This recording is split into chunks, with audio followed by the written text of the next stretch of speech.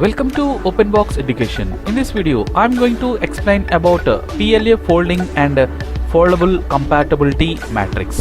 If you like this video, please subscribe to my channel and share to your friends. So most of the folding algorithms are graph and set theoretic. So for this one, a CAD package named Pleasure has been developed so that it is based on the graph theoretic algorithm whose aim it is to produce an optimal folding. So this Pleasure algorithm is developed in the year of 1982. So it may not, therefore it produces the maximum folding even one exists.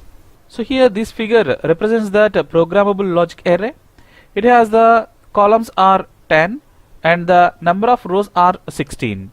And here this dot point represents that presence of the device, nothing but simply we can say that the cross points. So here we are considering that 10 column and 16 row programmable logic array which is shown in here. And when it is fed to Pleasure algorithm, it produces 4 pairs of foldable columns. So the order of foldable pairs are D and A, and next F, C, and next G, B, and we have H, J. And here this E and I are not folded. So the reordered rows are given as 2, 6, 7, 8, 10, 11, 13, 1, 15, 3, 5, 12, 14, 4, 9, 16. So this is shown in figure the A. So here the columns are folded, that is D and A, and E and I are not folded, and next F and C, and G and B, H and J. So these are the foldable columns, that is the foldable pairs, and here E and I are not folded.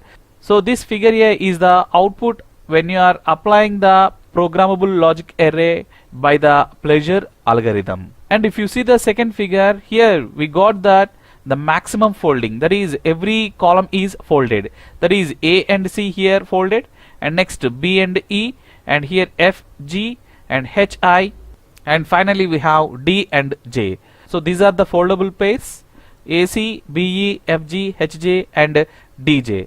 And the ordered rows are given as 14, 1, 3, 2, 15, 5, 6, 10, 11, 4, 7, 8, 9, 12, 13, and finally we have 16. So here the figure B represents that the maximum folding which is obtained when you are applying that compact algorithm. So here the figure A is the output when you are applying the Pleasure algorithm, and here this figure B representing the output of the PLA when you are applying the compact algorithm. So when you are applying the compact algorithm, here you can get that maximum folding. So now we will see these two figures, that is figure A and figure B, in the form of graphical view, so that you can understand very easily how we got that maximum folding by reordering these rows. So here if you see this one, this is the figure A output of the Pleasure algorithm, and this is the figure B, this is the output of the compact algorithm. So here this E and I are not folded when you are applying that Pleasure algorithm, and these are the rows which are reordered. So here these two lines representing the gap between that column D and column A.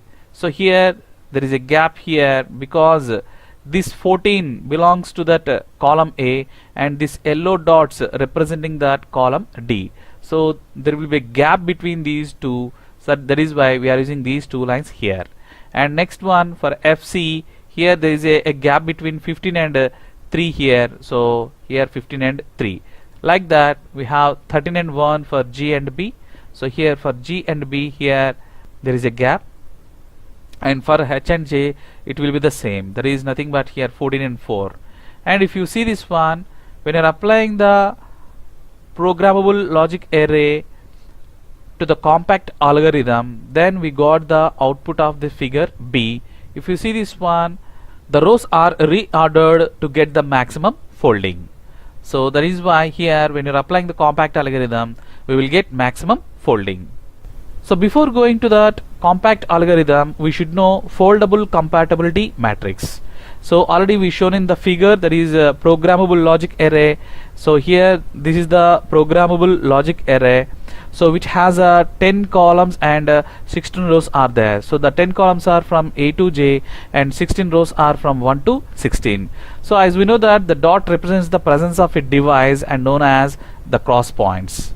So and the particular configuration is known as that personality matrix of a PLA. So here we can say simply this is a personality matrix of a PLA. So for this foldable compatibility matrix, we should know that the two definitions, that is definition 7.5.1 and definition 7.5.2. So the first one is two columns of a PLA are said to be compatible if their subsumming rows are disjoint, that is they are not same, so that we can say that two columns are compatible. We will see that example so that you can understand very easily. And the second definition is 7.5.2, a square matrix that depicts the compatibility relation among all pairs of the columns of a PLA will be called as a compatibility matrix of the given PLA. So here we get a square matrix which depicts that the relation between among all the pairs of the columns, so that we will call that as a compatibility matrix. Simply we can call it as CM. So we will see these two definitions by seeing an example so that you can understand very easily. So here it is a programmable logic array which has columns from A to J and rows are from 1 to 16, that is 10 columns and 16 rows. So we are representing the subsumming rows of this PLA. So here the columns are A to J and the subsumming rows are here. For the column A, here we have only that one cross point, that is 14. We are representing like this. So here we are representing 14 for the column A, and for the column B it is 1 and 3. So here we are representing that the subsumming rows are 1 and 3, and for C it is 3, 4, 5, 9, 12. So 3, 4, 5, 9, 12. This is for column C, the subsumming rows. So like that we have to represent that the subsumming rows from column A to column J. And after this we have to represent the compatibility matrix. So here after this we have to take the compatibility matrix of the programmable logic array. So here these are the columns from A to J. We have to consider the rows are also same for this compatibility matrix. That is, here we have to consider again for the rows also from A to J. So for example, if you see this, for the column A we have that the subsumming rows is 14. So here now we have to check that the 14, the subsumming row, should not be within that other column, but here for H the 14 is there, and for remaining columns the 14 is not there. So here at the column H we have to put that 0. So for the H we have to put the 0 or leave it empty, and for the remaining columns we have to put 1. So here there is no 14 in B and C, D, E, F, G and I and J, so that we have to put 1. And for the column B here we have 1 and 3 is there. We have to check that is there any subsumming rows in other columns. So here 3 is there in the column C, and here 1 is there in column D, and here 1 is there in column F, and next here we have 3 is there in column H. So leaving all these columns, for the remaining columns we have to put 1. So here for this A, E, G, I and J we have to put the 1, and remaining columns we have to leave. So like that you have to represent that the compatibility matrix of the given particular programmable logic array.